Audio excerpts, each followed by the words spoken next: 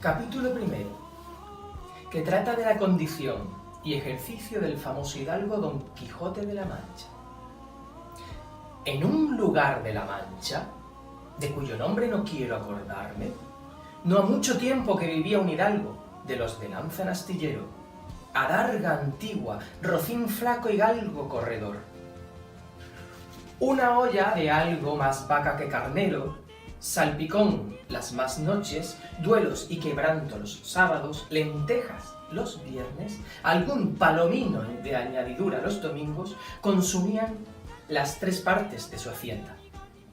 El resto de ella concluían sayo de velarte, calzas de velludo para las fiestas, con sus pantuflos de los mesmos, y los días de entresemana se honraba con su vellorí de lo más fino.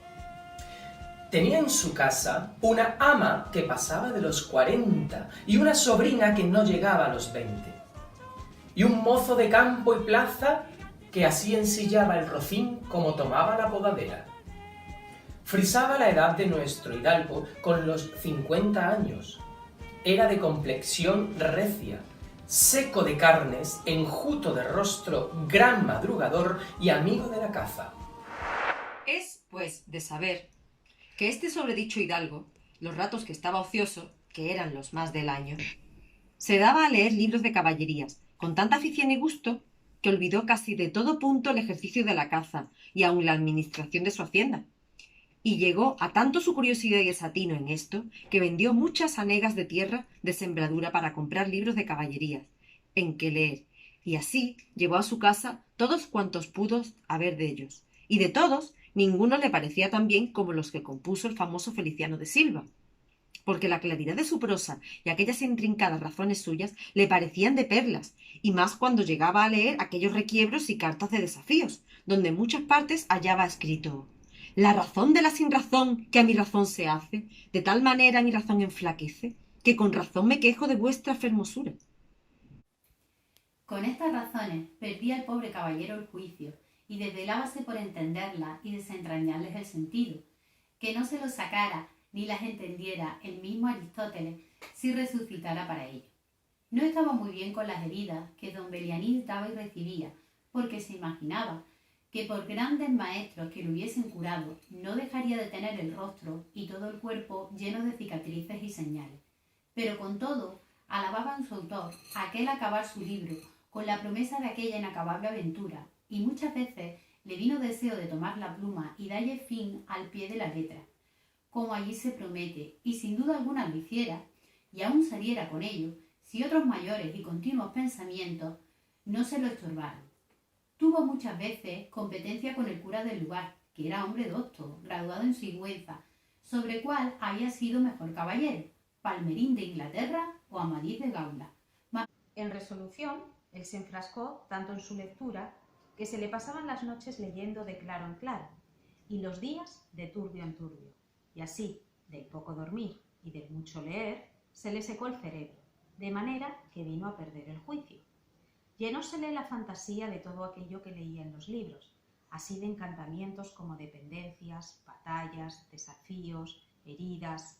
requiebros, amores, tormentas y disparates imposibles, y asentósele de tal modo en la imaginación que era verdad toda aquella máquina de aquellas soñadas invenciones que leía, que para él no había otra historia más cierta en el mundo. Decía él que el Cid Ruy Díaz había sido muy buen caballero, pero que no tenía que ver con el caballero de la ardiente espada, que de solo un revés había partido por medio 2 fieros y descomunales gigantes. Mejor. En efecto, rematado ya su juicio, vino a dar en el más extraño pensamiento que jamás dio loco en el mundo, y fue que le pareció convenible y necesario, así para el aumento de su honra como para el servicio de su república, hacerse caballero andante, e irse por todo el mundo con sus armas y caballo a buscar las aventuras y ejercitarse en todo aquello que él había leído que los caballeros andantes se ejercitaban, deshaciendo todo género de agravio y poniéndose en ocasiones y peligros donde acabándolos cobrase eterno nombre y fama. Imaginábase el pobre ya coronado por el valor de su brazo, por lo menos del imperio de Trapisonda, y así, con estos tan agradables pensamientos, llevado del extraño gusto que en ellos sentía, se dio priesa a poner en efecto lo que deseaba, y lo primero que hizo fue limpiar unas armas que habían sido de sus bisabuelos, que tomadas de orín y llenas de moho, luengos siglos había que estaban puestas y olvidadas en un rincón. Limpiólas y aderezólas lo mejor que pudo, pero vio que tenían una gran falta, y era que no tenían celada de encaje, sino morrión simple.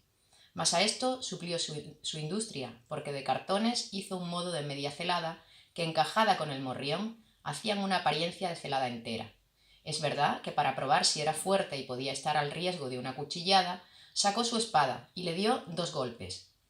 Y con el primero y en un punto deshizo lo que había hecho en una semana. Fue luego a ver su rocín, y aunque tenía más cuartos que un real y más tachas que el caballo de Gonela, que tantum pelis et ossa fuit, le pareció que ni el bucéfalo de Alejandro ni Babieca el del Cid con él se igualaban. 4 días se le pasaron en imaginar qué nombre le pondría, porque, según se decía él a sí mismo, no era razón que caballo de caballero tan famoso y tan bueno él por sí estuviese sin nombre conocido. Y ansí procuraba acomodársele de manera que declarase quién había sido antes que fuese de caballero andante, y lo que era entonces, pues estaba muy puesto en razón que, mudando su señor estado, mudase él también el nombre, y le cobrase famoso y de estruendo,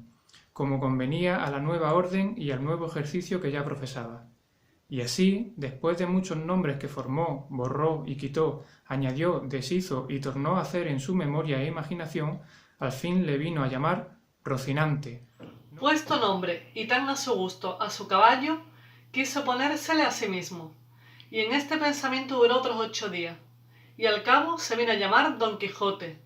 de donde, como queda dicho, tomaron ocasión los autores de esta tan verdadera historia, que sin duda se debía de llamar Quijada, y no Quesada, como otros quisieron decir. Pero acordándose que el valeroso Amadís no sólo se había contentado con llamarse Amadís a secas, sino que añadió el nombre de su reino y patria, por hacerla famosa, y se llamó Amadís de Gaula, así quiso, como buen caballero, añadir al suyo el nombre de la suya, y llamarse Don Quijote de la Mancha, con que a su parecer declaraba muy al vivo su linaje y patria, y la honraba con tomar el sobrenombre de ella. Decíase él, si yo, por malo de mis pecados o por mi buena suerte, me encuentro por ahí con algún gigante, como de ordinario les acontece a los caballeros andantes, y le derribo de un encuentro, o le parto por mitad del cuerpo, o, finalmente, le venzo y le rindo, no será bien tener a quien enviarle presentado, y que entre y se hinque de rodillas ante mi dulce señora. Que en un lugar cerca del suyo había una moza labradora de muy buen parecer, de quien él un tiempo anduvo enamorado, aunque según se entiende ella jamás lo supo ni le dio carta de ello. Llamábase Aldonza Lorenzo, y a éste le pareció ser bien darle título de señor de sus pensamientos, y buscándole nombre que no desdijese mucho del suyo, y que tirase y se encaminase al de princesa y gran señora, vino a llamarla Dulcinea del Toboso, porque era natural del Toboso, nombre, a su parecer, músico y peregrino y significativo, como todos los demás que a él y a sus cosas había puesto. Capítulo 2, que trata de la primera salida que de su tierra hizo el ingenioso Don Quijote. Hechas pues estas prevenciones, no quiso guardar más tiempo a poner en efecto su pensamiento, apretándole a ello la falta que él pensaba que hacía en el mundo su tardanza. Según eran los agravios que pensaba deshacer, tuertos que enderezar, sin razones que enmendar, y abusos que mejorar, y deudas que satisfacer. Y así, sin dar parte a persona alguna de su intención, y sin que nadie le viese, una mañana antes del día, que era uno de los calurosos del mes de julio, se armó de todas sus armas, subió sobre Rocinante, puesta su mal compuesta celada, embrazó su adarga, tomó su lanza y por la puerta falsa de un corral salió al campo, con grandísimo contento y alborozo de ver con cuánta facilidad había dado principio a su buen deseo. Mas apenas se vio en el campo cuando la asaltó un pensamiento terrible, y tal que por poco le hiciera dejar la comenzada empresa, y fue que le vino a la memoria que no era armado caballero, y que conforme a la ley de caballería ni podía ni debía tomar armas con ningún caballero, y puesto que lo fuera, había de llevar armas blancas como novel caballero, sin empresa en el escudo, hasta que por su esfuerzo la ganase. Estos pensamientos le hicieron titubear en su propósito, mas, pudiendo más su locura que otra razón alguna, propuso de hacerse armar caballero del primero que topase. A imitar. Apenas había el rubicundo Apolo tendido por la faz de la ancha y espaciosa tierra las doradas hebras de sus hermosos cabellos, y apenas los pequeños y pintados pajarillos con sus arapadas lenguas habían saludado con dulce y meliflua armonía la venida de la rosada aurora, que dejando la blanda cama del celoso marido, por las puertas y balcones del manchego horizonte a los mortales se mostraba, cuando el famoso caballero Don Quijote de la Mancha, dejando las ociosas plumas, subió sobre su famoso caballo Rocinante y comenzó a caminar por el antiguo y conocido campo de Montiel. Y era la verdad que por él caminaba, y casi todo aquel día caminó sin acontecerle cosa que de contar fuese, de lo cual se desesperaba, porque quisiera topar luego con quien hacer experiencia del valor de su fuerte brazo. Autores hay que dicen que la primera aventura que le avino fuera del Puerto Lápice. Otros dicen que la de los molinos de viento, pero lo que yo he podido averiguar en este caso y lo que he hallado escrito en los anales de la Mancha es que él anduvo todo aquel día y al anochecer su Rosín y él se hallaron cansados y muertos de hambre y que mirando a todas partes por si descubrían algún castillo o alguna majada de pastores donde recogerse y a donde pudieran remediar su mucha hambre y necesidad, vio a lo lejos del camino por donde iba una venta, que fue como si viera una estrella, que no a los portales, sino a los alcázares de su redención le encaminaba. Dióse priesa a caminar y llegó a ella a tiempo que anochecía. Estaban acaso a la puerta dos mujeres mozas, de estas que llaman del partido,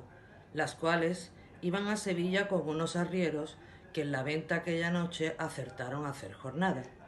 Y como nuestro aventurero todo cuanto pensaba, veía o imaginaba le parecía ser hecho y pasar al modo de lo que había leído, luego que vio la venta se le representó que era un castillo, con sus 4 torres y chapiteles de luciente plata, sin faltarle su puente levadiza y honda cava, con todos aquellos adherentes que semejantes castillos se pintan. Fuese llegando a la venta que a él le parecía castillo, y a poco trecho de ella detuvo las riendas a Rocinante, esperando que algún enano se pusiese entre las almenas a dar señal con alguna trompeta de que llegaba caballero al castillo. Pero vio que se tardaban y que Rocinante se daba priesa por llegar a la caballeriza. Se llegó a la puerta de la venta y vio a las 2 distraídas mozas que allí estaban, que a él le parecieron 2 hermosas doncellas o 2 graciosas damas que delante de la puerta del castillo se estaban solazando.